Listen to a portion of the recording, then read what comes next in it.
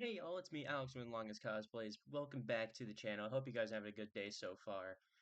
This is going to be a different video. For those who've been keeping up with me for a minute, I've been trying to talk about comic books more on my channel. I've been uploading a lot of YouTube shorts lately, just going through books in my collection, as you can see from the bottom of my bed there. And just, doing quick flips, going through them. I've also done videos about my hauls. I did a convention video back in December, I think it was, and I have another one coming up in February for the Heroes Minicon. It was supposed to be tomorrow as of recording this, but the weather here sucks. So it got postponed, but that's not why we're here today. Here we are going to talk about my wish list for comic books, my top 10 comics that I want. Doesn't even have to be this year, but I would like to come back at the end of the year and see if I achieved any of these. This is semi unscripted. I have like notes on everything here for all my reasonings and whatever. So to kind of boil it down a little bit, we're going to be talking about the books, significance, why do I want it, and if there's anything else there, I'll let you know. Um, and I'll have the images of the books somewhere around here, along with any information, um, and what the book maybe goes for. I don't know. I'll include all those details in post. So let's get started before I get too carried away here. At number 10, I would like Wizard Magazine number 68. Now this came out in 1997. It's got an electric blue Superman cover, and that's why I'm there. That's why I want that book. There's a lot of cool stuff discussing Savage Dragon, X-Man, and Sensational Spider-Man. Um, but I'm here for the electric blue Superman. I want to add it to my electric blue Superman collection. Those who know me know I have quite a bit of electric blue Superman comics and just a fascination with that character in general. I even have a box under my under my bed that's electric blue Superman themed. So I think that would be, it would be a cool thing to have. And also, I don't have many magazine books. I have some Savage sort of Conan's. I have a Nintendo Power magazine that featured Doom 64. But I would really like a Wizard magazine. I see them like pretty commonly, but I haven't yet grabbed one, and I would really like to. And keeping in the theme of Electric Blue Superman, Superman Red and Blue #1. This also came out in 1997. I have the 3D cover that Dan Jurgens did. Um, but I want the main cover. There is my cat. He probably wants to be let out, but I'm gonna keep my door shut because I live with other people. I don't need to be talking all kinds of nonsense with the door open. Um, but this is also the first appearance of the Electric Red Superman post Crisis, and I think that significance is enough to warrant adding to my collection. Um, and also, I think the main cover is just cool. I'm forgetting who's doing it. All that information will be there below, but I would like to have that cover. It would be a pretty cool thing there. And I have this all in a Google Doc, so I'm going to be looking back and forth quite a bit. At the number 8 spot, this one's very niche actually. From what I've seen, because I've only ever heard one other person talk about this, and I'll get into this. Filmation's Ghostbusters number 1 through 4. This was from 1986 to 1987. This was written by Hilary Stanton and penciled by Howard Bender. I didn't know about this run until a couple days ago, probably earlier in the week, when I heard Eric from SideQuest Comics. I'll link his channel and this video I'm about to mention down in the description below. Please check him out. He's really funny and he's got great books. Um, in his most recent AOK video, he briefly mentioned it for like not even 2 seconds, because I believe he got an IDW Ghostbusters book. It was either a real Ghostbusters or an IDW. I can't remember off the top of my head right now, but he mentioned the Filmations run, and I looked into it for like not even 5 seconds. I was like, oh wow, it's 4 issues, but it's also a very niche thing that people don't know about a lot. Um, But I'm a huge Ghostbusters fan. I have quite a few Ghostbusters comics in my collection. I would really like to add more. And I love the Filmations animated series. It has nothing to do with the movies. Um, but that and its live action show from the 70s, it's fascinating to me. I really like that, and I think it would be fun to, see how they translated that to the comics, and I would like to read it too. So, um, and keeping in line with that, number seven's gonna have to go to the Real Ghostbusters 3D Slimer Special number one. What a mouthful of a title! This came out in 1993. This is also a book I discovered recently because I was looking through League of Comic Geeks and I wanted to see what other Ghostbusters books I would primarily want to start picking up. And you'll see, I think there's a couple in there. Um, that I do already have, but mainly real Ghostbuster stuff because I've been seeing it scattered now every these recent shows that I'm going to. But um, those who grew up in the '80s, you probably know about the real Ghostbusters. You probably watched it as a kid. Throughout seasons 4 through 7, they changed the title to Slimer and the Real Ghostbusters, and they added segments at the end of the episodes just that are so dedicated to Slimer. They're way more kid friendly. Not that the show wasn't kid friendly in the first place, but the Slimer sections were especially kid friendly. Um, and they just be like silly little cartoons at the end.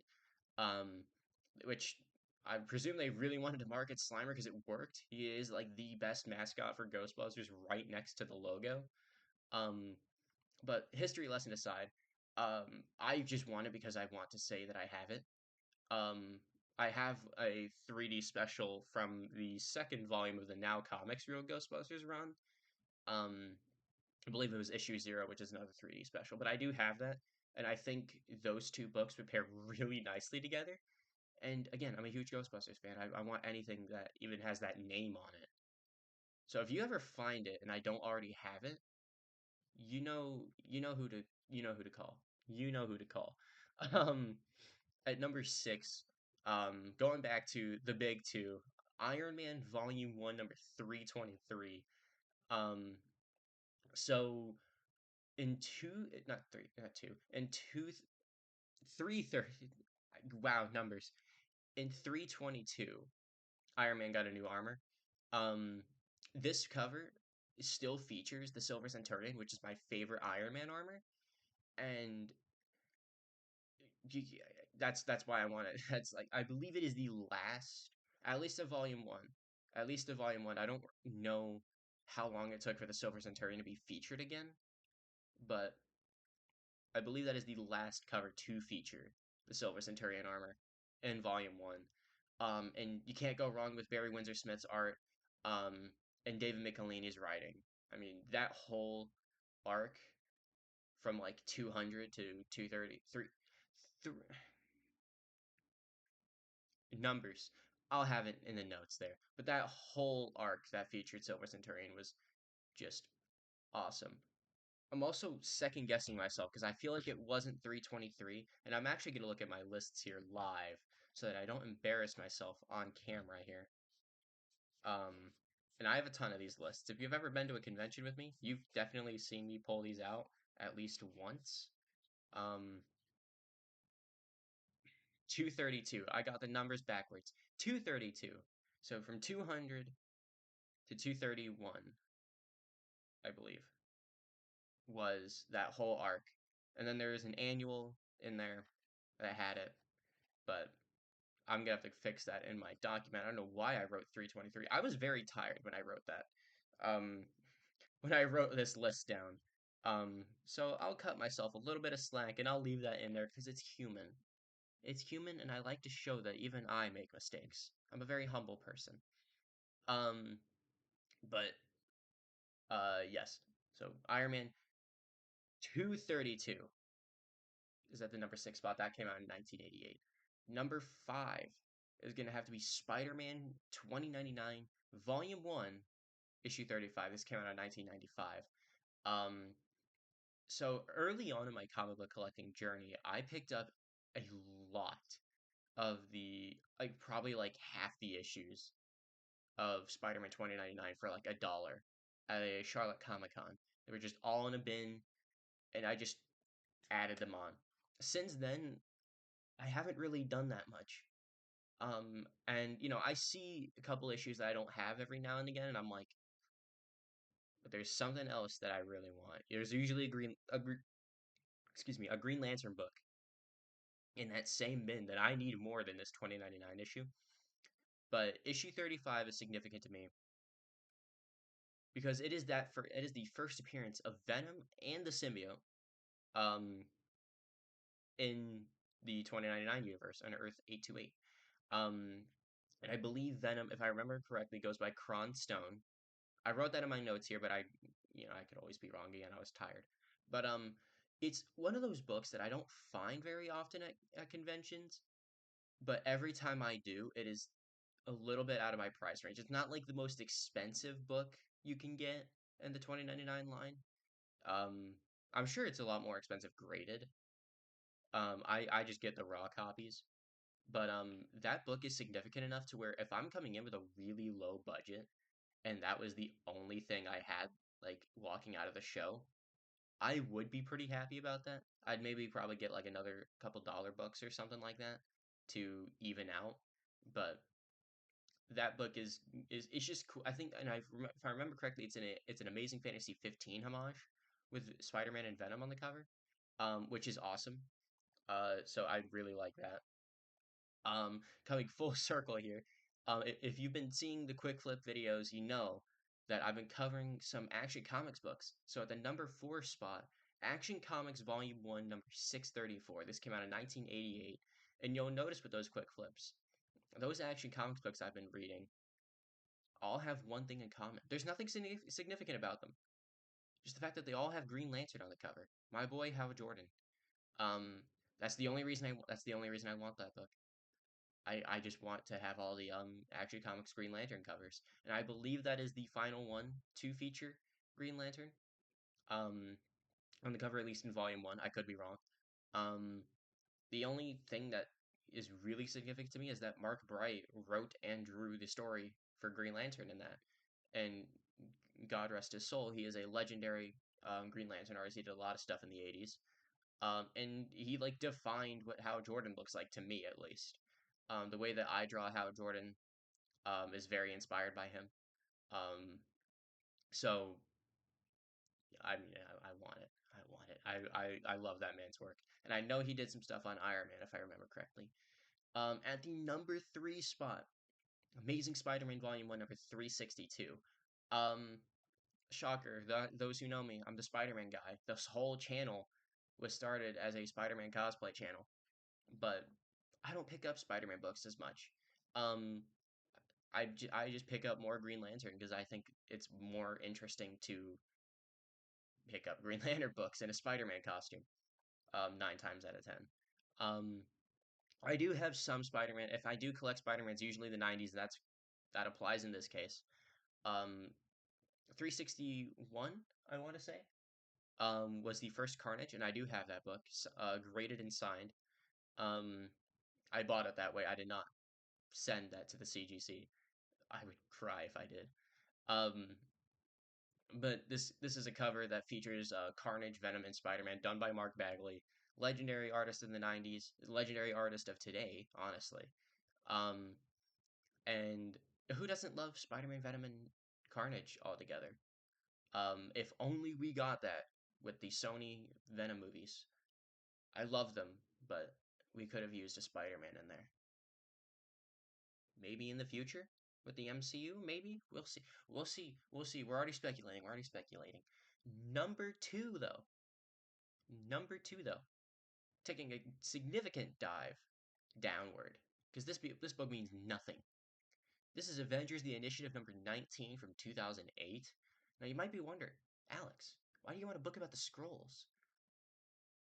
It has 3D Man in it. There's 3D Man in it. This book is a part of a story where Delroy Garrett Jr., who is now the current 3D Man, takes part in the initiative training at Camp Hammond and becomes the new 3D Man. Um, the Chandler brothers, Charles and Hal, hand him the old costume and goggles, and that allows him to see scrolls through their disguise, which is really cool. It's a really cool thing. Um, we'll get more into 3D Man in a little bit here, because the next book that I have listed is actually tied to that. Um, but going back here, this book has an amazing, amazing cover done by Mark Brooks. Um, it's got 3D Man like kind of like screaming and like it's almost like agonizing, but he's like he got that power surge and he's got his hands out like that and it's like the red and green and it's awesome. And I'm a big 3D Man fan, which perfectly segues into the number one spot, which is Incredible Hulk Volume 1, issue 251. This was released in excuse me, I just had dinner before this.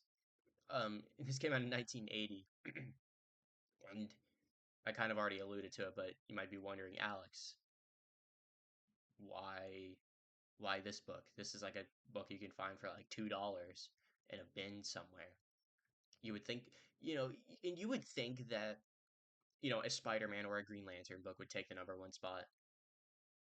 But I wrote this list down, like, considering my budgetary limits and realistic expectations. If I were to throw that out the window, Green Lantern Volume 1, Number 7, the first Sinestro would be on this list. That is one that I do want. I desperately want that book before it shoots up in price, because of the Lantern show. But I don't think I'm going to get that anytime soon. I mean, that's a huge, huge key. And, that's one that I want to get in semi good condition for a good price. You gotta wait those things out sometimes. You gotta wait those out. You can't just go ahead and buy the first thing you see and then realize the cover's attached and you're screwed. But Hulk 251 is a 3D Man appearance. Chronologically speaking, in the Marvel timeline, this is the first time that 3D Man appears since the 50s, which was in Marvel Premiere number 37. And I do have that. I actually have Marvel Premieres 35, which is the first appearance, 36, and then 37, which are the second and third appearances of 3D Man. This is one of those characters that I could talk about for a while.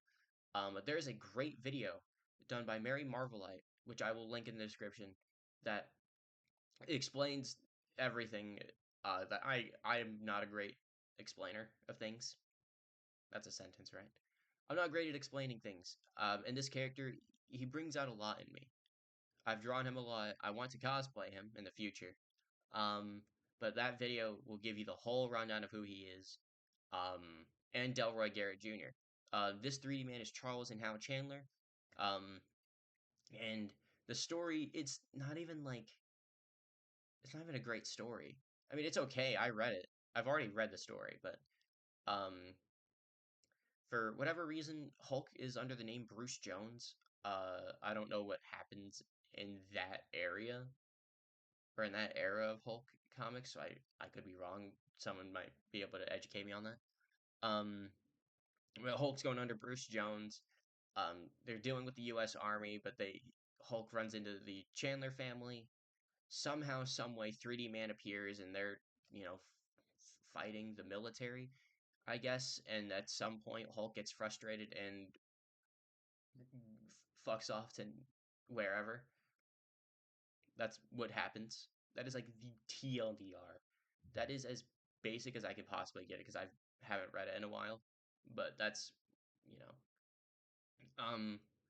But you'll see on the cover there. I want to bring this up before I end this off. You'll see on the cover it says that this book is going to be worth $2,500. It's not. It's not. Not even close. At most, because I do like a form of checking prices called price charting, using actual eBay sales and whatnot, going off of how how how well priced a book is. The most I've seen it for is like $10. I wouldn't even pay that for this.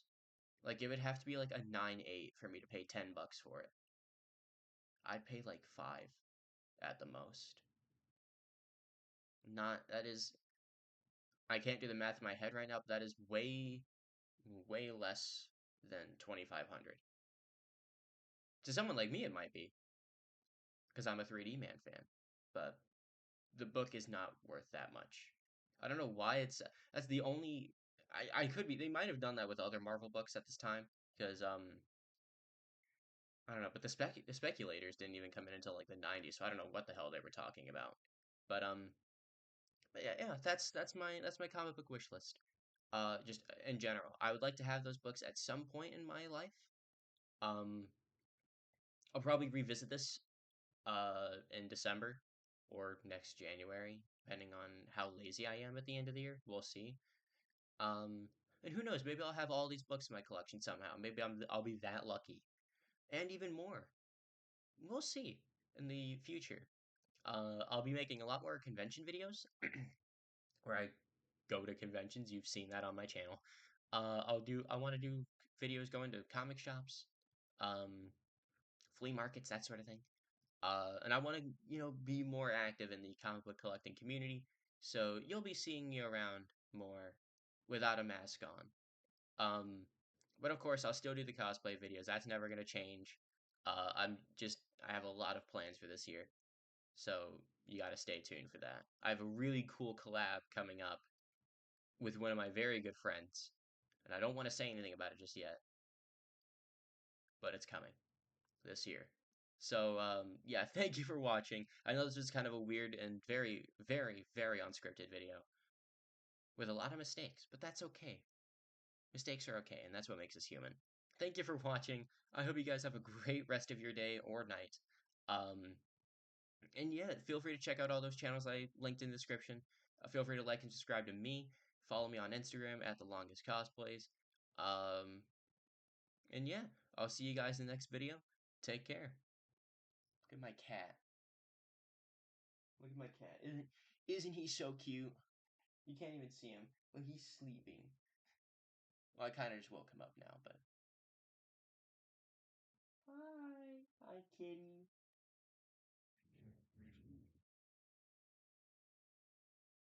He's such a good boy.